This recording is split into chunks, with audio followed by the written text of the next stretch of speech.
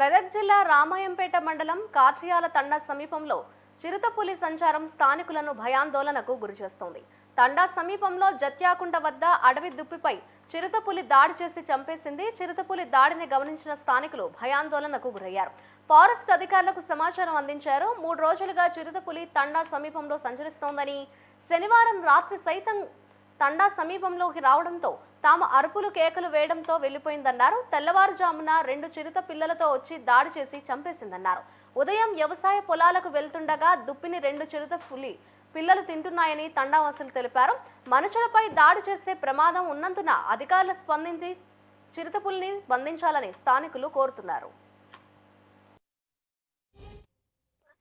కాట్రాల తండా ఇక్కడ మా ఇంటి దగ్గర పులి రావడం జరిగింది. ఈరోజు రాత్రి మా ఇంటి పైన దగ్గరనే మేము రాత్రి 3 రోజుల నుంచి సతాయిస్తుంది మాకు దుప్పికి. ఈరోజు మేము పొద్దుగాల లేవగానే ఇక్కడ సప్పుడైంది.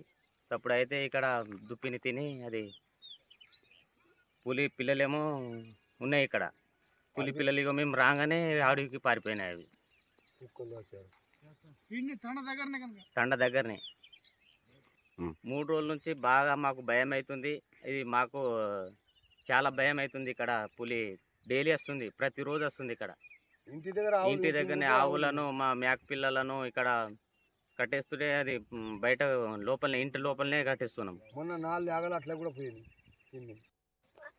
కాట్రాల తండా ఇక్కడ మా ఇంటి దగ్గర పులి రావడం జరిగింది. ఈరోజు రాత్రి మా ఇంటి పైన దగ్గరనే మేము రాత్రి 3 రోజుల నుంచి సతాయిస్తుంది మాకు దుప్పికి. ఈరోజు మేము పొద్దుగాల లేవగానే ఇక్కడ సప్పుడైంది. సప్పుడైతే ఇక్కడ దుప్పిని తిని అది పులి పిల్లలేమో ఉన్నాయి. ఇక్కడ పులి పిల్లలు ఇక మేము రాగానే అడవికి పారిపోయినాయి. అవి తండ దగ్గరనే 3 రోజుల నుంచి బాగా మాకు భయం అవుతుంది.